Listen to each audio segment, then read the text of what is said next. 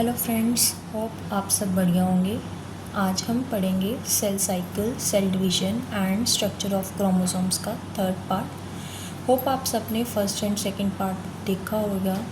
First part में हमने interface के बारे में पढ़ा था। सेकंड पार्ट में मैंने आपको सेल डिवीजन की दो टाइप्स बताई थी, जिसमें से एक है माइटोसिस, जो हमने सेकंड पार्ट में पढ़ा था, और सेकंड टाइप है मियोसिस, जो हम आज पढ़ेंगे। मियोसिस बेसिकली क्या है? इसमें डिवीज़न होगी और 4 डॉटर सेल्स बनेंगे।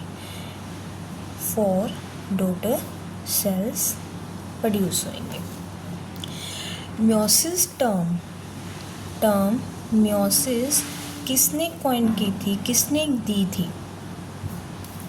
फार्मर एंड मूर ने। किन्होंने दी थी? Farmer and Moore. जो मियोसिस है वो सारे सेल्स में नहीं होती, ये सिर्फ हमारे ह्यूमंस मेल में ये ओनली स्पर्म्स में होती है, एंड ह्यूमन फीमेल्स में ये ओनली एग्स में पॉसिबल है। मेल फ्लावरिंग प्लांट में ये पोलन ग्रेन्स में होएगी, एंड फीमेल फ्लावरिंग प्लांट में ये ओनली ओव्यूल्स में पॉसिबल है। अब जो मियोसिस है ये 2 टाइप्स की होती है। मियोसिस बेसिकली 2 स्टेप्स में कंप्लीट होएगी। First is meiosis 1 and second is meiosis 2।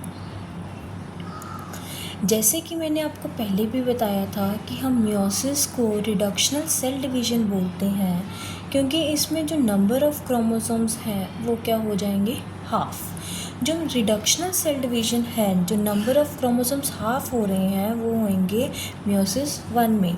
तो इसे हम बोलेंगे रिडक्शनल सेल डिवीज़न। क्या बोलेंगे? Reductional cell division.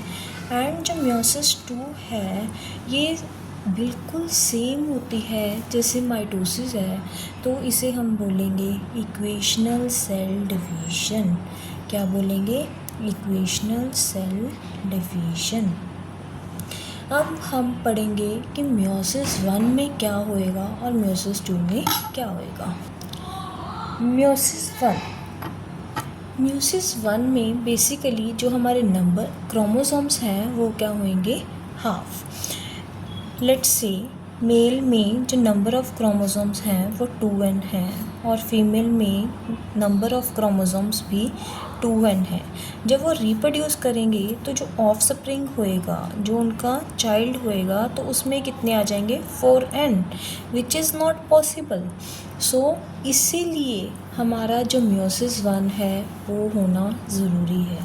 तो क्या होएगा कि जैसे ये मेल है, ये फीमेल है, मेल में 2n है, फीमेल में भी 2n है, तो यहाँ पहले क्या होएगी? मियोसिस 1। क्या होएगी? मियोसिस 1 है। तो इसमें क्या होगा? 4 हमारे डॉटर सेल्स प्रोड्यूस हो गए हैं, तो इसे हम बोलेंगे मियोसिस 1। जो मियोसिस 1 है वो होमोलोगस क्रोमोसोम्स में ही प्रेजेंट होती है। होमोलोगस क्रोमोसोम्स में ही प्रेजेंट होती है। Basically homologous, what is homologous chromosomes? Homo यानी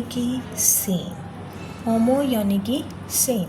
लोगस means size, shape, genes, their location, all are same. तो meiosis 1 is present in homologous chromosomes. And then meiosis 2 exactly same है जैसे mitosis होती है। तो होप आप सबने सेकंड पार्ट देखा होगा, जिसमें मैंने आपको माइटोसिस के बारे में बताया था। exactly सेम ही meiosis 2 होती है। अब जो meiosis है उसकी क्या क्या इम्पोर्टेंस है। जो मियोसिस है वो रिप्रोडक्शन में हेल्प करता है, हमारे जो क्रोमोसोम नंबर है उनको मेंटेन करने में हेल्प करता है। मेंटेन ये कैसे करेगा? अगर मियोसिस 1 नहीं है, अगर मियोसिस पॉसिबल नहीं है, तो हमारे जो ऑफस्प्रिंग होंगे उनमें जो नंबर ऑफ़ क्रोमोसोम्स हैं वो क्या, ये क्रोमोसोम नंबर कैसे मेंटेन करके रखता है? अगर मियोसिस नहीं है तो ऑफस्प्रिंग में जो क्रोमोसोम नंबर हैं वो क्या हो जाएंगे? Double, which is not possible. अगर डबल हो जाएंगे तो हमारी बॉडी में प्रॉपरली वर्क नहीं करेगी।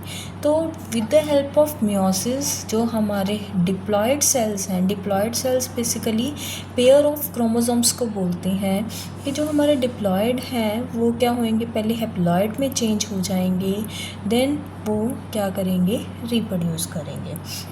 नेक्स्ट, मियोसिस की हेल्प से ही हमारे में वेरिएशंस आती हैं। वेरिएशंस कैसे आती हैं? हमने अपने जो हमारे अपने ग्रैंड पेरेंट्स हैं या उनसे ऊपर जनरेशन्स हैं, हमने उनको देखा होगा, उनमें और हम में बहुत ज़्यादा चेंजेस हैं। ये किसकी हेल्प से है? मियोसिस की हेल्प से है।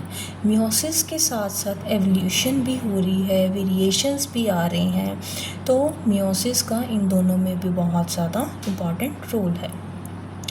नेक्स्ट चीज़, इसका इम्पॉर्टेंट रोल है crossing over, which is the most important topic. Crossing over, the most important significance, इस पे हर ईयर या एवरी 2 to 3 ईयर्स में ये इस पे क्वेश्चन रिपीट होता ही होता है। Now what is crossing over? नाम से पता चल रहा है क्रॉस होना। बेसिकली इसमें क्या होएगा, जो फादर का क्रोमोसोम है, फादर के क्रोमोसोम को हम पैटर्नल क्रोमोसोम बोलते हैं, और जो मदर का क्रोमोसोम है वो क्या करेंगे, क्रॉस करेंगे। क्या करेंगे? क्रॉस करेंगे। जब वो क्रॉस करेंगे तो उनमें जो जेनेटिक मटेरियल है वो क्या होएगा, एक्सचेंज। जेनेटिक मटेरियल क्या होएगा, एक्सचेंज। जब जेनेटिक मटेरियल एक्सचेंज हो रहा है तो वो क्या बनाएंगे, क्याज़्मा। क्या बनाते हैं, क्याज़्मा। जो क्याज़्मा है, इसी वजह से हमने सुना होगा कि हमारे में कुछ जो हमारे फीचर्स हैं, कुछ फादर के हैं और कुछ मदर के हैं, वो due to the formation of chiasma ही पॉसिबल है। इसमें जो क्रॉसिंग ओवर है, इसमें कई बार एमसीक्यू में पूछ लेते हैं कि अगर 2 नॉन सिस्टर क्रोमेटिड्स का हम क्रॉस ओवर करवाएंगे तो क्या बनेगा, तो क्याज़्मा ही बनता है। इसे हम नॉन सिस्टर क्रोमेटिड्स की इसीलिए बोलते हैं क्योंकि सिस्टर क्रोमेटिड्स होंगे जो सेम, जिसका सेंट्रोमियर सेम होएगा, बट नॉन सिस्टर क्रोमेटिड्स इसलिए हैं क्योंकि दोनों अलग अलग क्रोमोसोम्स हैं, लेकिन वो क्या कर रहे हैं, क्रॉस कर रहे हैं, उनसे क्याज़्मा बन रहा है, इसीलिए इन्हें हम नॉन सिस्टर क्रोमेटिड्स भी बोलते हैं। होप आप सबको मियोसिस वाला टॉपिक कम्प्लीटली समझ आया होगा। Please like, subscribe and share my YouTube channel.